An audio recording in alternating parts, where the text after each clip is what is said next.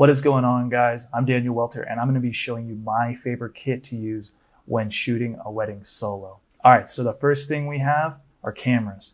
I use the GH5 as my main camera. The reason why I love using the GH5 is because of how mobile and how quick it is with just getting it all ready. The internalized stabilization on this thing allows me to use this handheld and I can still get very buttery smooth shots.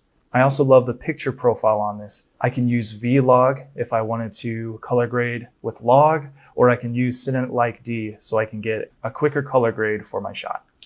So I'm shooting on it right now, but it's the Lumix G85. This is my second camera that I use.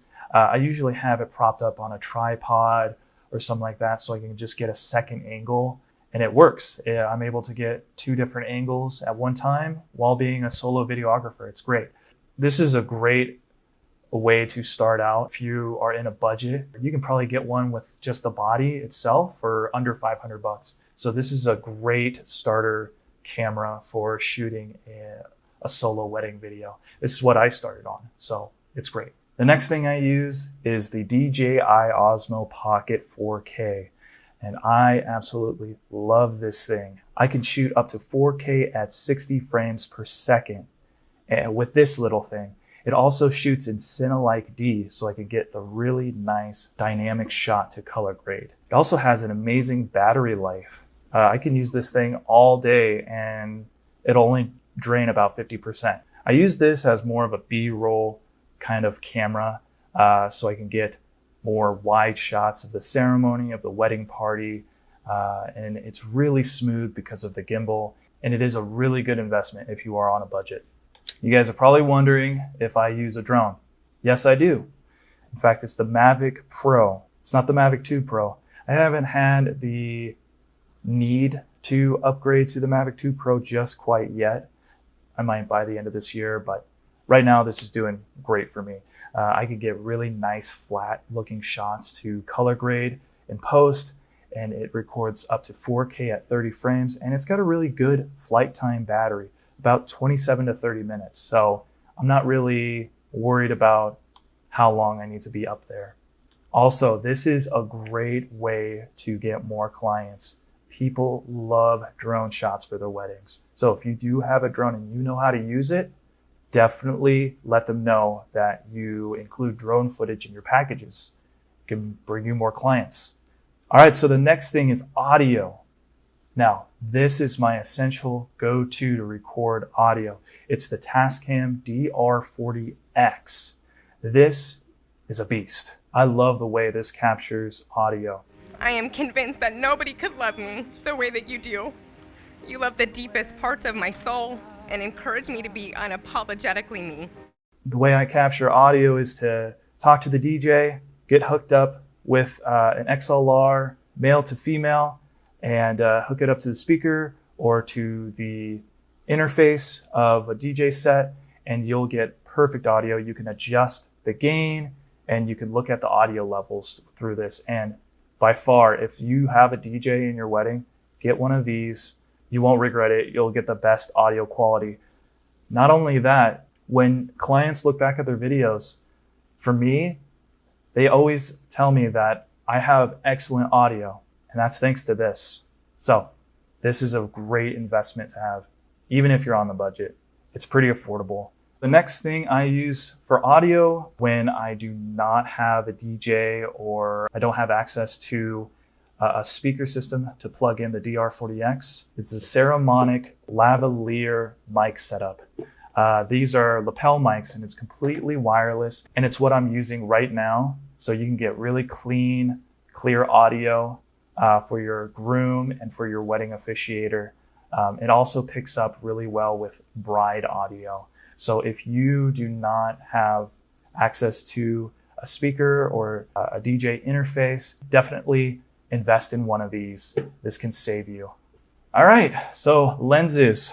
So the first one I use for one of my cameras as a stationary shot is the 12 to 60 millimeter from Panasonic Lumix. Has an aperture of 3.5 to 5.6, and you know, it's a kit lens, but it still gets great video for like a B-roll camera. And I still use it, and I think it's great. All right, so the next lens I use is the 25mm f1.7.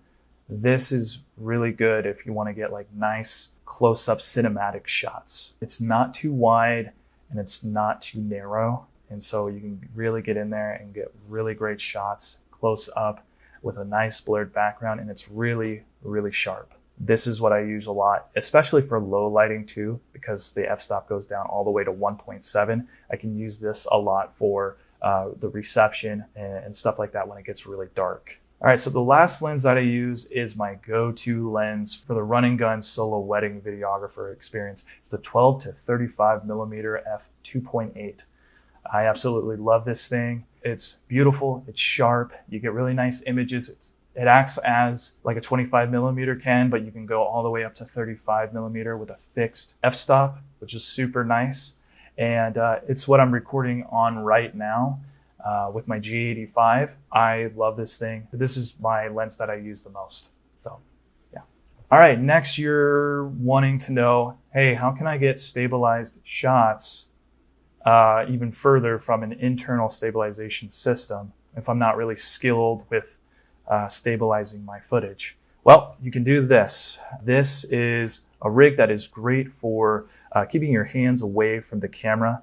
And then you can also hook up things up here. You can hook up like what I usually hook up is a mic, monitor, and a light.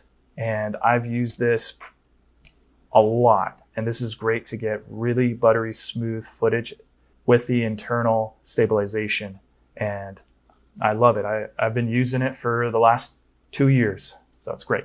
Okay, so the last thing I use to get really buttery smooth footage is the Zhiyun Crane version 2, I think. It's for mirrorless cameras such as the Lumix G85 and GH5. Surprisingly, I don't use this as often. I find that I am more of a run and gun shooter, so having to set this up kind of slows down the momentum when shooting. And if I really want to get really nice shots really quickly, it's not the best thing to use as a solo videographer for wedding ceremonies.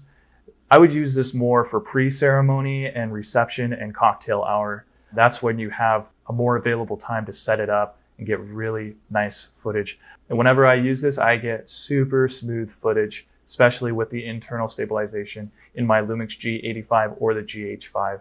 And it's great. I just don't use it that much because I rely more on the internal stabilization, and I find that that has done great. So the next thing I want to talk about is storage. So this is what I have. I would try not to go under 90 megabits per second on an SD card, especially when you're shooting 4K.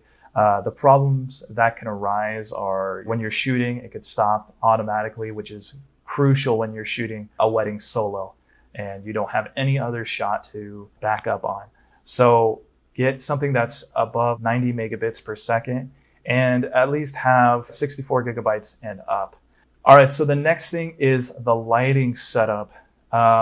You don't really need to use this during the day if you have like a day wedding, but I have found that during reception hour, it gets really dark and I do not want to push the ISO on my Lumix G85 or GH5 because then past 1600, I'll just get unusable footage and it'll be grainy and just ugly. So I'm actually using this lighting setup to film this video. So I have a Sunpack LED system right here. These are great for the run and gun shooter, especially a solo videographer, because it's really easy to set up and it's really easy to adjust the white balance and to adjust the power. And it's really nice. So I feel like it's important to be able to grab your camera as quickly as possible. What I found that really helped me out with that speed process is this belt clip quick plate. You just take this off, put it on your camera, put this back on, loop this around your belt, and then you can take off the camera, put it back on your belt whenever you want. So you're not having to hold the camera all the time.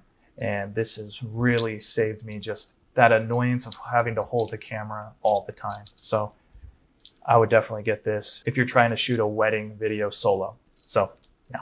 All right, guys, that's the end of this video. I hope you find this super helpful for you if you want to start pursuing solo wedding videography, or if you already have experience with this. I hope this is a good reference for you into expanding your equipment. So, thank you.